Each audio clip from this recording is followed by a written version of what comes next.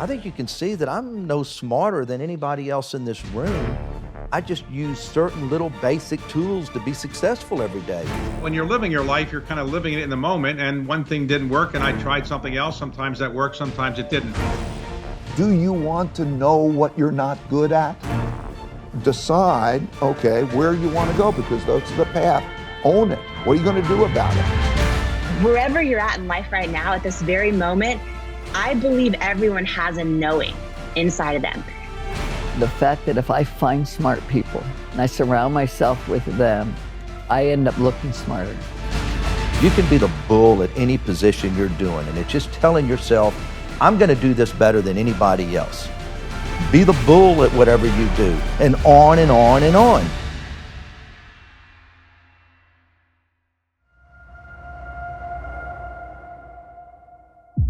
You can go to work every day and separate yourself from anybody else. And it's no different than the sound guy on this set. If you pick up, you know what, this sound guy is really, really good, and he's worried about this and he's worried about that, then all of a sudden you tell somebody, you need a good sound guy this, and then they end up on this person because of a recommendation. And all of a sudden, this guy's known as the best sound guy in LA because he's paying attention or she's paying attention to details that the other sound people don't. No, you know what, I hear an ambulance out there. Let's cut it. You know, just the little bitty things. And I just think that it's easy to separate yourself from anybody else, no matter what your position is. If you go to work for a company and you don't go up the corporate ladder, it's your fault. It's nobody else's. You're either with the wrong company where there's no upward mobility, or you should separate yourself. Because I know one thing, if you work for me, I'm paying attention. Nothing goes unnoticed, okay? And I tell people that all the time. If you want to separate yourself, it's easy to do because somebody above you is going to notice it. Your peers are going to notice it. It is easy to separate yourself from anybody else. I can look at two things. Worst thing that ever happened to me, it's embarrassing. I'm at the age where everybody knows I'm a dummy. Or, wow, I got whole new friends. You know, I've got this whole new set of friends, which ended up happening to me, which in 2 weeks, I'm going to have 45 of them come out to my ranch. This is from 8th grade. So I'm still friends with these people, right? I have a child in 14, worst thing in the world. So great. Right? Oh my God, my life is over. Or, wow, I've got a beautiful young child, you know, and it's about how you think. How did you know to think of it like that? I didn't think of it like that in the beginning. That's my point, right? When did that change? It just, as life went on, I realized what I thought was horrible became wonderful. And why did I spend energy on things I cannot control? I had to fail 4th grade. Why am I going to be upset about it? Again, I think about this after the fact and realize don't spend energy on things you can't control. So as my life as I moved along, I started wasting less energy on things like that, and then realizing, find the silver lining. What good came out of this issue, you know, and I've had a lot of them, right? So, okay, so I can't change the things that I could probably cry over. So what lesson did I learn? You know, and now my life in the last 15 years, 20 years has been really focused on all the learnings, you know, and not the woe is me stuff, because we all got those. You know, when you look back at your life when you're my age, I'm now 71, an age too young to run for president of the United States, probably.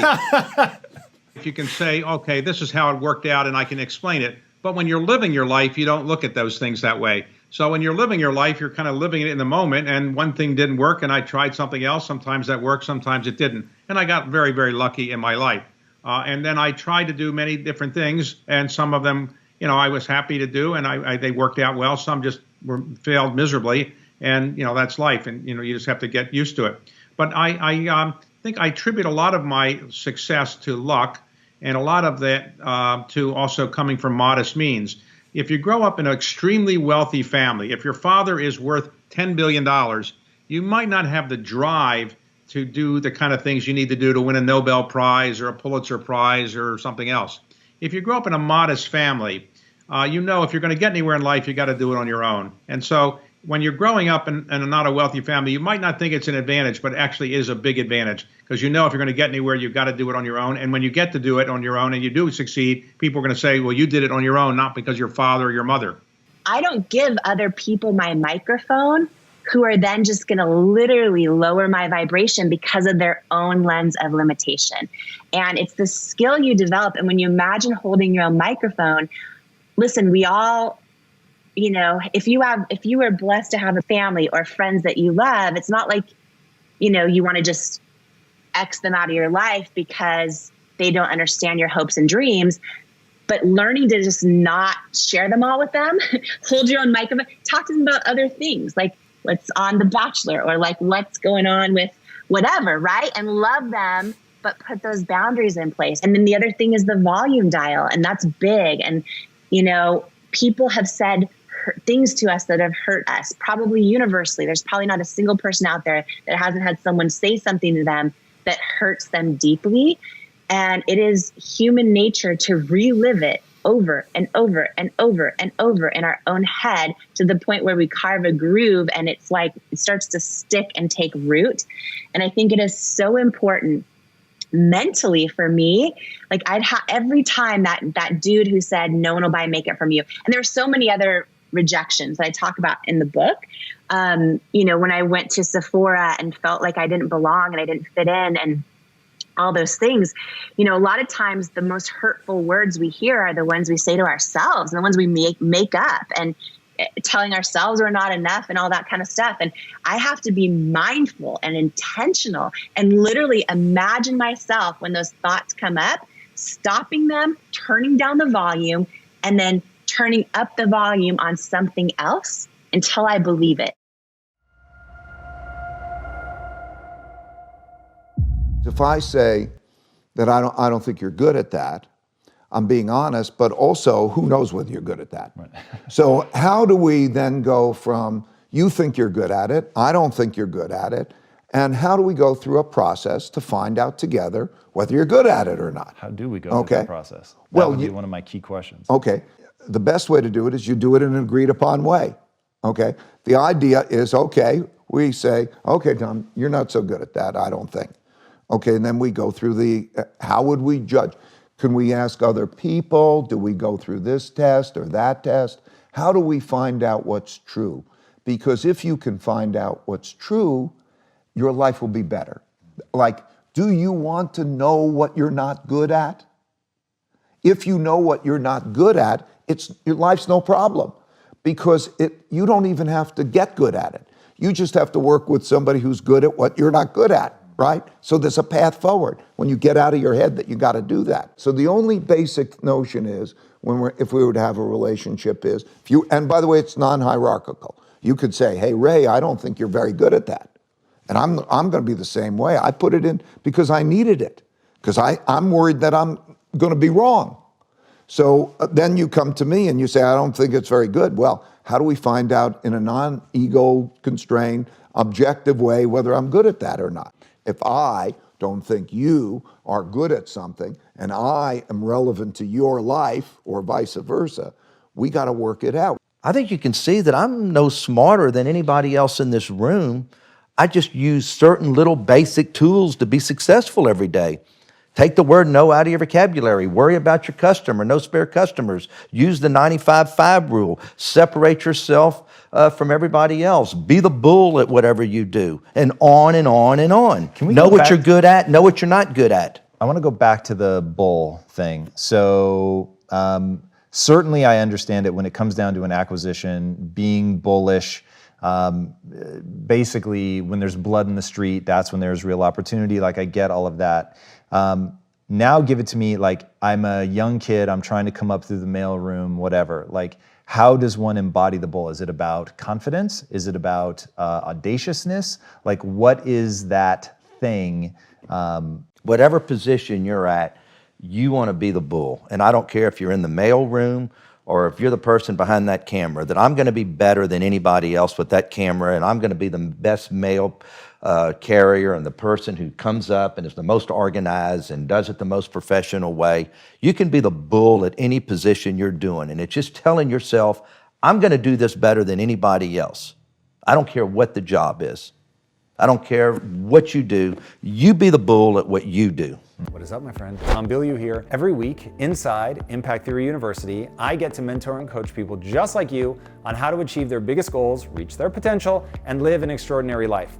One thing that I hear again and again from my students is that they're more focused and motivated than they've ever been in their lives to achieve their goals, but when they work harder and harder to be successful, they don't actually see immediate and fast progress, at least not at the rate that they want. They tell me that they feel stuck, overwhelmed, or like they've been working and grinding so hard for so long without anything to show for it. And I get it, and if that sounds familiar, first off, you're not alone. That is where basically everybody is at one point in their journey or another. Now, second of all, I'm hosting a live workshop later this month before Thanksgiving, and I want you to go to this link or click the button on your screen and get yourself registered. When you do, I'll teach you the same thing that I teach my students inside Impact Theory University, so you can actually take action towards your goals and have confidence and certainty that the work you're putting in is actually going to bring you results. It's free to join. I don't often do live teachings like this, so if you've ever wondered what it's like to get coaching from me, join me and let's get to work on your goals and dreams. I promise they are achievable, but it's a process. You have to learn the process. I'll also be giving a bonus class on how to become unstoppable to everyone who registers. And we're going to take that idea out of this sort of airy concept and really make it tangible so that you actually can't be stopped. I got a whole thing around it. Trust me, you're not going to want to miss it. All right, guys, click the link on your screen and reserve yourself a seat. And until I see you in there, take care and be legendary. Peace out.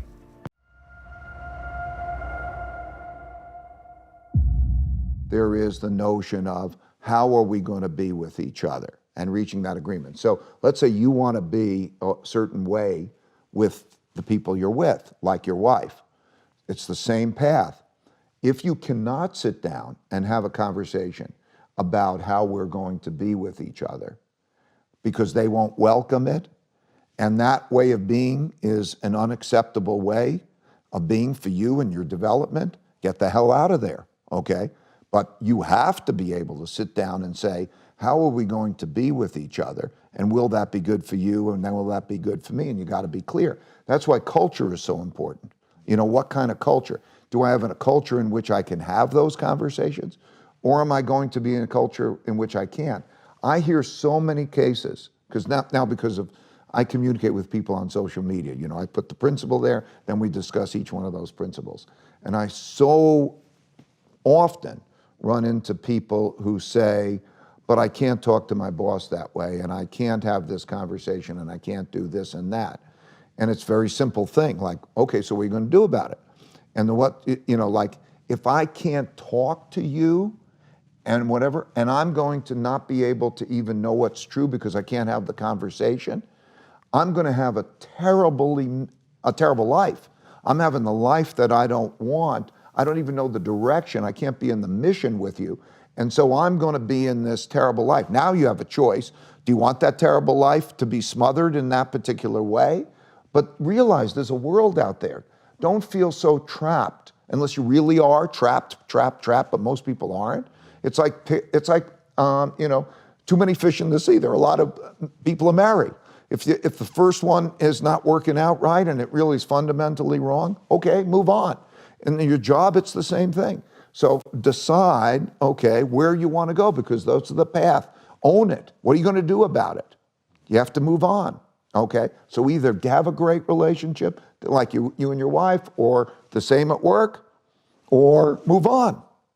I think over time, asking became much easier, right? And an example is when I first drove out to California, I literally found myself on a bench over the Pacific Ocean in Corona del Mar, beautiful homes, beautiful cars, people, everything you could ever imagine. And I thought, I want this life, I again grew up pretty hard, and I'm thinking, wow, like, how do you get this? And there's a man in the yard and he's trimming his rose bushes. And I went up to him and I just said, what did it take to get this house? I said, I'd love to have something like this. I think I can do it. What is it? What did you do? And that's when he politely told me he was the gardener and he was not the owner. But he said, I think the man's in real estate. So I'm going to get into real estate, right? I had no clue, but I just thought if real estate can get you here, I want to get into real estate. But the point to that story more is just asking, right? Just going up to people and saying, what do you do? How'd you get this? And then, is that something I'd be interested in, And I've asked a million questions, by the way, and I've had people turn me down on answers, or had people give me answers that I wasn't interested in, or whatever, right? But it's just, you slowly start to build your own idea of what you want, and I found what I found interesting a lot of times is I was young and I'd say, I'm going to be the hard charger. I saw it in Wall Street. That's what they did. And I'm like, I'm not real good at being a dick, So, okay, I'm going to be the soft, and what you got to do is be good at being you, right? You don't have to be somebody else. And your transparency, or your authenticity, should I say, it will reveal itself, and then people will come into you if you are who you really are, right? If you're a good person, you have morals, you have integrity, all those things that we really need. If you believe in karma and you believe the fact that good things happen to good people, then you will, if you're out there and open, I think you'll attract people. And when you attract the right people, right, then, you can go faster. You can do the things that you're really interested in doing. All right, so step one is believing that you can do it, right? So you thought, I might as well ask because I think I can actually pull this off. I don't know what this is, quite frankly, but I think I can do it. And I just need somebody to point me. So can I say something? I'll tell you that. Step one, because we're talking to people that maybe haven't gone to step one, right? You have to believe, if I just convince myself that if I keep thinking this way, it will happen. Because by the way, the first few times you might get thrown back on your butt and go, okay, it didn't work for me. No, you have to keep doing it, right? It's not always going to be, okay, I have confidence in myself. I had a lifetime of not having a whole lot of confidence. When something hard happens, once you're able to process it emotionally, you're left with choices. Do you victim up or do you warrior up? Do you give up or do you level up? The up is up to you. I have the chills. That's so crazy. I love that. So now, when you put it back in context of what you go through in the book, from just not coming from means, and, at one point you can't even afford your car and you're having to borrow a car from family members, and being on air and having people tell you, hey, there's something wrong with your face. In your business, people telling you, I don't think people are going to buy makeup from somebody that looks like you. I'm just the bullying behind the scenes, which was crazy. So all of those stories, you detail in the book 1,000 different points where I promise you 99.99999% of the world stop. And you have a Jay-Z quote in the book, and you say, Jay-Z says, the genius thing we did was never give up. And that feels like the genius move that you played as well. Talk to me about the idea of who we can become. What is it you want us to believe? Yeah. My biggest hope, prayer, intention is that each person closes this book and is better able to hear their own gut and trust themselves. And what I mean by that is, I think what Jay-Z said is so right? But I also think it's not a victory, because we're told so many times, keep going, don't give up. Like, since the time we're little kids, we watch, even if we don't play sports, we watch movies and kids are taught, just don't quit, don't give up. I actually think it's a failure if we don't ever learn how to tune in and hear our own gut and our truth and our calling, and then we just keep going and don't give up anyway, and we're not on the right path. And what I mean by that is, since the time I was a little girl, I'd watch Oprah in my living room, and I just had this knowing, oh, I want to interview other people. Like my whole instincts, Tom, I literally just want to ask you questions right now about you and Lisa, who I'm obsessed with, and that's my who I am, right? I love other people's stories. And so I knew that's what I always want to do for my career. So, eventually that's what I did. I was working as a journalist. I was working as a television news anchor. And when I got that problem, and I mentioned earlier, that skin problem, I was at this moment in time. And I think, hopefully everyone in Impact Theory community, wherever you're at in life right now, at this very moment, I believe everyone has a knowing inside of them. I don't think it matters if they have a faith or no faith. I don't think it matters any of that. I think everyone universally has a knowing or a truth inside. And I think most people never learn how to get still and hear it. And most people, if they do get still and hear it, they're going to know right now, live, while they're listening to you and me, are they in the right job they're supposed to be in? Or are they playing it small? Are they in the right relationship? Or are they in it and dimming their own light because of fear that maybe they'll be alone? We all have a knowing, right? And you know, what I'll say about the idea of giving up, leveling up, all of that, I think it's so important that, you know, in that moment where I had and again, let me just say, there's so much I did wrong, and I share all that stuff too. But one of the things I did right was when I had this gut feeling as I'm sitting there with this skin problem, this gut feeling, oh, you're supposed to figure out how to create a beauty company.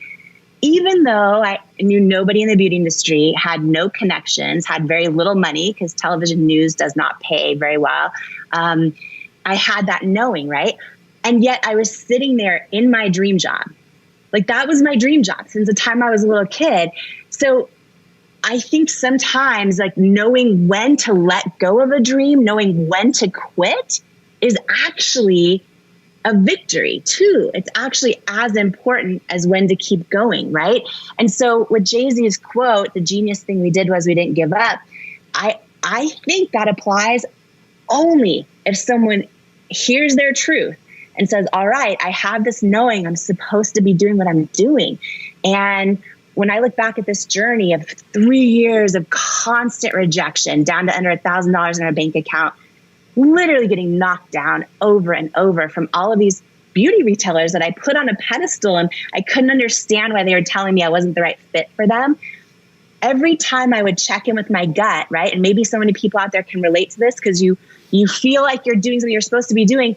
But like for me, there was no proof around me that my idea was right. There was no traction in my business. There was nobody saying, yeah, that's a great idea. Let me buy your product. And then I'm going to the beauty retailers and they didn't believe in the brand. And everything around me was saying, you're wrong. And the easiest thing in life is to confuse that with the truth. And I think the only way we know the truth in life is when we get good at getting still and hearing that inner knowing. And so for me, every time I would get knocked down, I would just check in, get still. And it's hard sometimes because a lot of people out there, they have not heard their own gut in a long time, right? And listen, to me, it's not about the outcome. Oh, here's how to create $1 billion company. It's about the journey of, are you stepping into all of who you are and the person you're born to be, and how do you do that? If you decide you want to make something, I think in this country, there is a pathway to do that. You can look at anybody from Barack Obama, you know, to our vice president today, right? That if you are a female or if you're an African American or whatever, that it may be hard. I'm not putting that out, but there is a path if you really surround yourself with the right people and don't, you know, keep in your head that you can't do it. If you think you can, I believe you can. So let's drill into that. So obviously an undercover billionaire, you do something that's very, very impressive, and not just for the cameras, but you're stripped down to $100. You're dropped off in a town where you know nobody. You don't have your phone, you don't have your contacts, and you're given 90 days, which let me tell you, as somebody that's built multiple companies, that's absurd. I have literally no desire to have to try to pull this off in 90 days with cameras on me. What is that path? So when I think about, I am most interested in the people that have the deck stacked against them the hardest, and I want them to understand that there is a path out of that. So I was giving a talk at Google one time. There's an African-American guy in the front, and he asked me, do you think it's harder for me? And I said, it seems self-evident to me that it's harder for you, but now what? And getting focused on that idea that you're talking about, that first, it's what I call the only belief that matters. So if you think you can, because your behaviors are gonna follow that belief. But if you think you can't, because your behaviors will follow that belief. But now let's assume that they're able to believe. What is the path? And is there a path? Is there a gazillion paths? Like, what does that mean? Well, when I look at my career and I started, I didn't understand where I'd end. I didn't know, I didn't have a lot of mentors. I didn't have this idea that I want to achieve this certain goal. And as I grew and I found people that could mentor me and be a part of my success, I began to really formulate a plan that says, I want to How did you get find here. mentors? I grew, again, I came out to California where I just started looking around and seeing names of people and buildings and all this, and I started seeing them in the paper, and I would literally go, hey, you want to go to lunch? Out of the blue. Out of the blue. I'd go to charity events and try to meet them and just want to just say, hey, I just want to ask you some questions. A lot of them were in their 70s. And the interesting thing that I have found, because I've become the membership chairman for so many charities now, because I've kind of was in this middle ground. I wasn't the old guy and I wasn't the new guy. I wasn't my 20s or 30s. And when I was in my 40s, I was membership chair for every charity you could ever imagine. But it was bridging the gap, right? And what I found that these older, successful people, they want to give back. They want to tell their story. But a lot of people, when they're young, they think, oh, they don't want to talk to me. They're too big. They're too important. They're too busy, right? And it could be farther than the truth. If you just ask, you never know. You once said that, when I had my first restaurant and I was finally being successful, and I think you were making like $3 or $4 million a year, and your dad was like, why do you keep putting this all at risk? And you said, that's basically how I think of myself now. Like, you may think that I've gotten big, but to me, this is like nothing compared to where I want to go. How do you dream big, and how concrete are those dreams? Like, maybe you're not willing to say out loud, but do you already know, like, this is my next acquisition, and this is where I'm headed, and this is how I get the NFL team? And Totally, you're exactly right. This is steps to get to the next level. Now, if I don't pull any of that off, have I reached that point in life where I'm happy? Yeah. I don't feel like, after I bought the Houston Rockets, and once again, who gets to own 100% of their team in their hometown? There's probably not, of all the major 100 sports teams, there's probably not 5. So I feel very fortunate. So if nothing else is accomplished, do I feel pretty good? I feel okay. I really do. I really do. And I thank the good Lord and all the people that helped me accomplish it. But what you just said is happening. I'm taking the next steps right now to get to the next level. Because that's my sport. Let's go pick up basketball. Let's go to the office and play business. And that's what I do every day. I go to the office and play business. I have weekends. If I'm not on vacation or on the boat somewhere or whatever, and I'm sitting at home and it's Labor Day or Memorial Day and I don't have plans, I'm going nuts. I want to go to the office. I want to attack.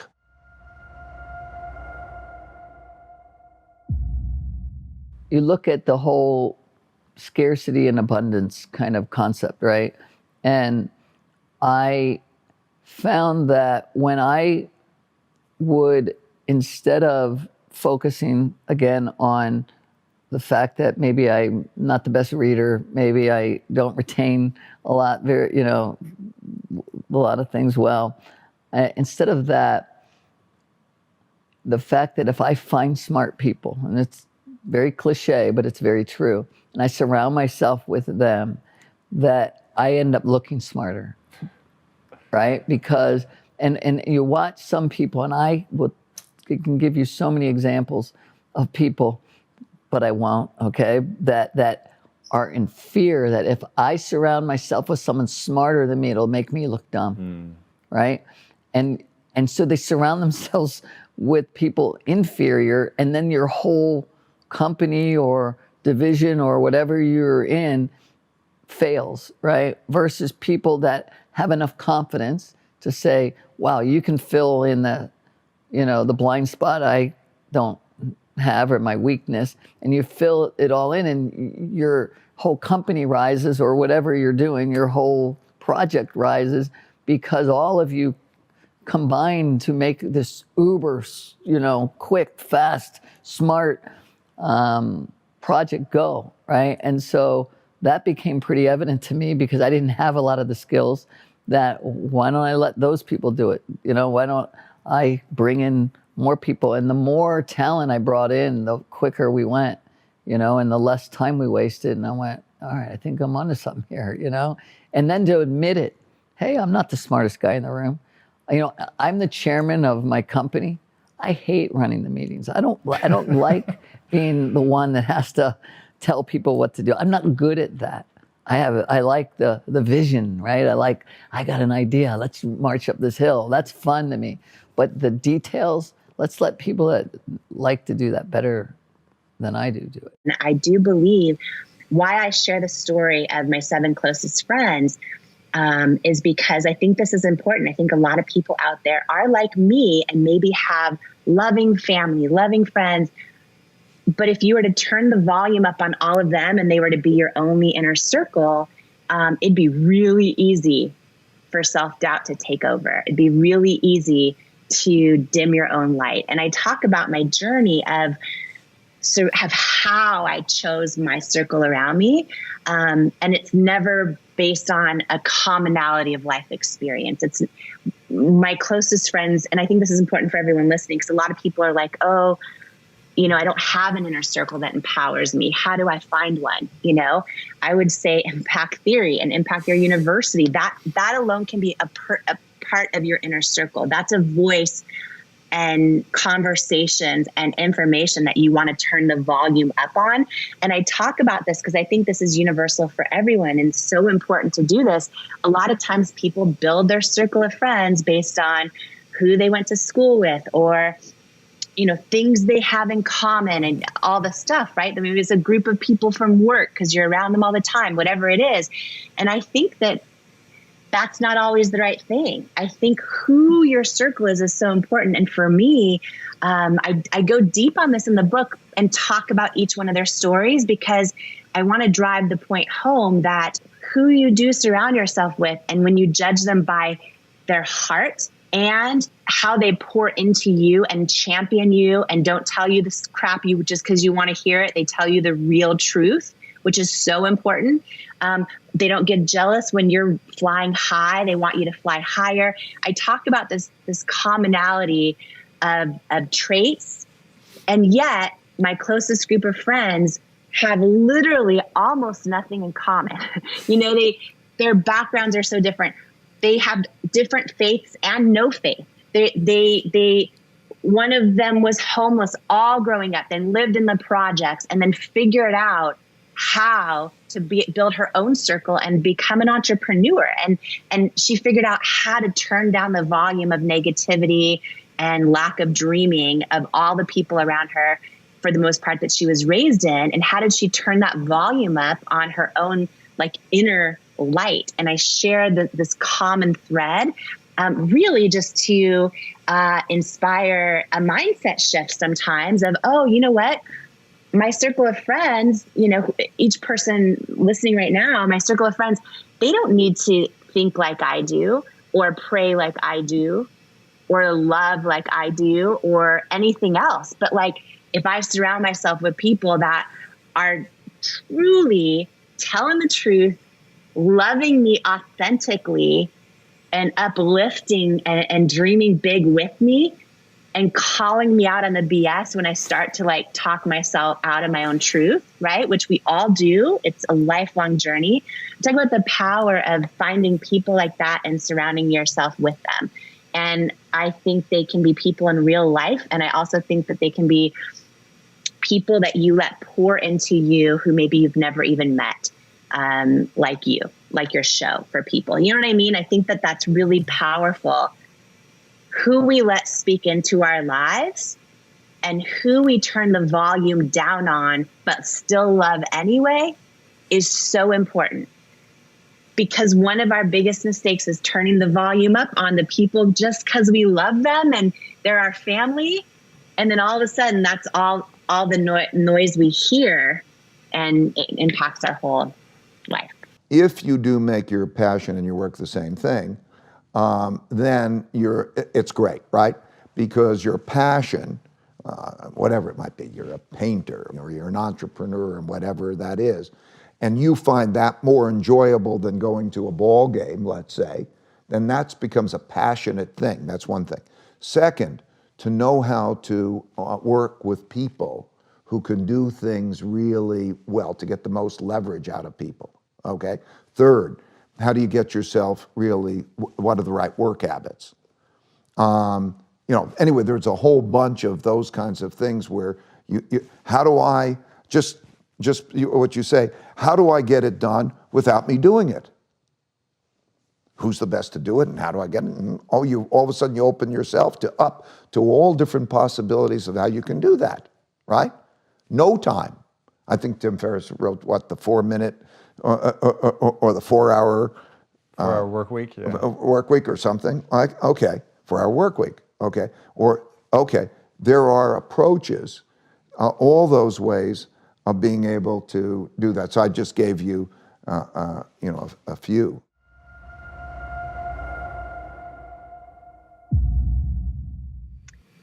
Business life.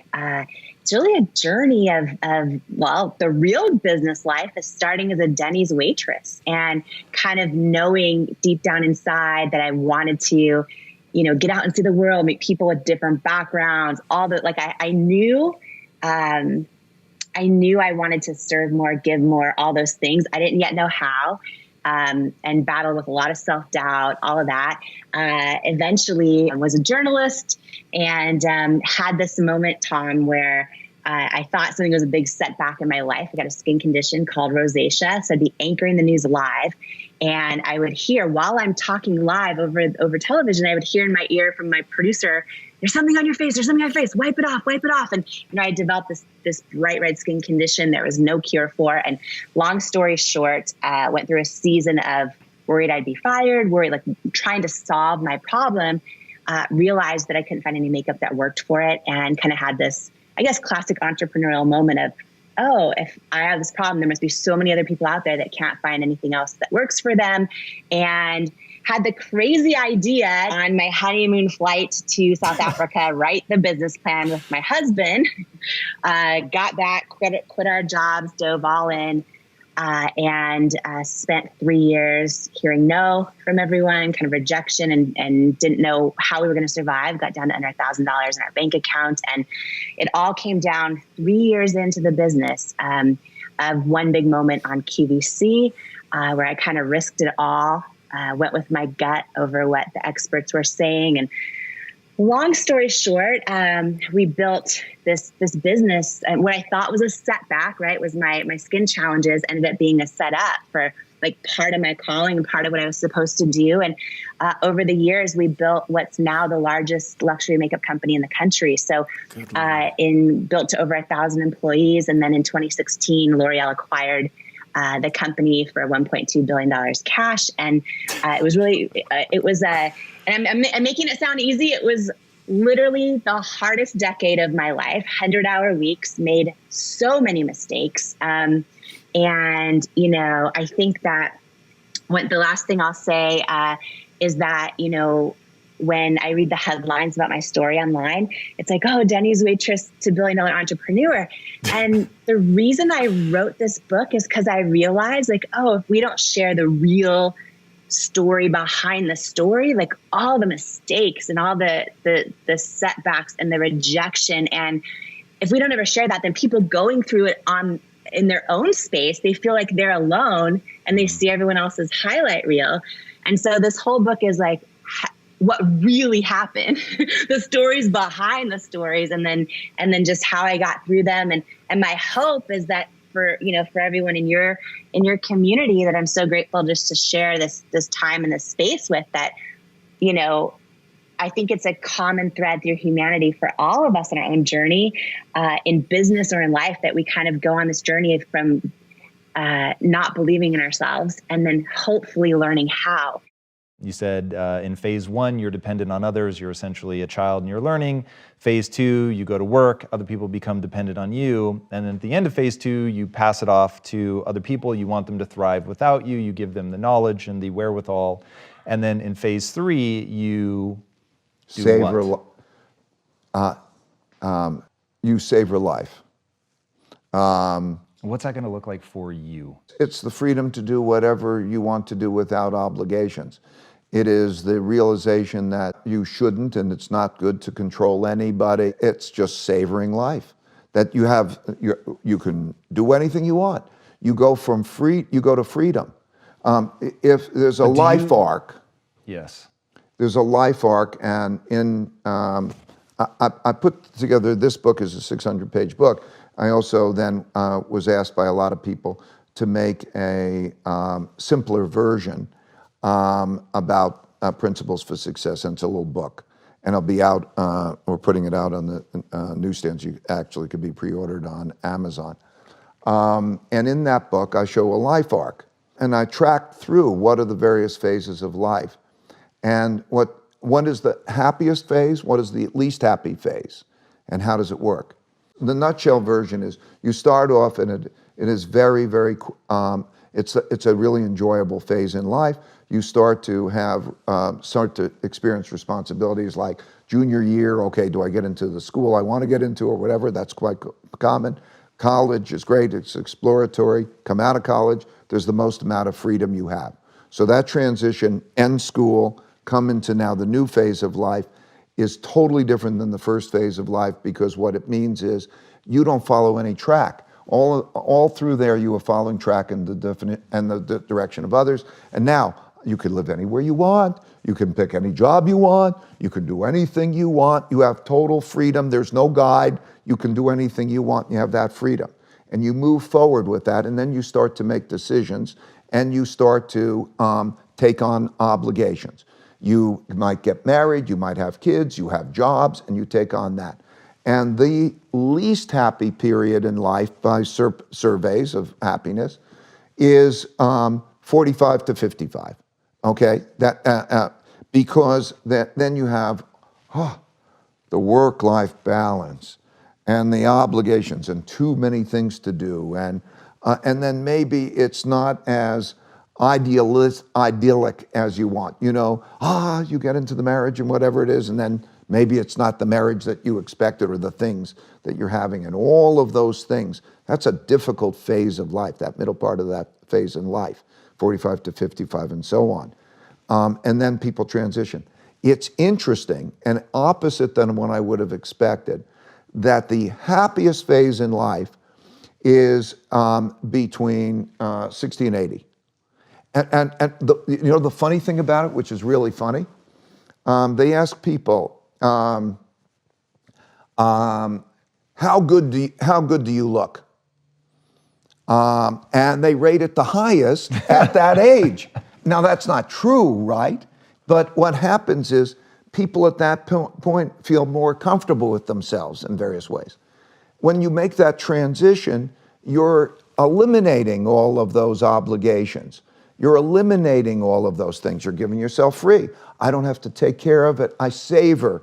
My family's well without me, or whatever it is. I've got the free time. I could do whatever I want to do. That doesn't mean life isn't exciting. I find life very exciting. I'm very vital. I like those types of things, but totally free of choice. And you also savor the life arc, you know, even as people approach their death. They approach the death in a whole different way than what death seems to be for people in their early years, right? Oh, you're terrible, terrible thing. No, it's just part of that particular process. And how do you do that life arc? And the curtain goes down, you know, and that is a different phase in life. You know, somebody that's an all-weather winner, there's something pushing them. Now What it's is that just thing? sport. It's just the sport of this is what I do every day.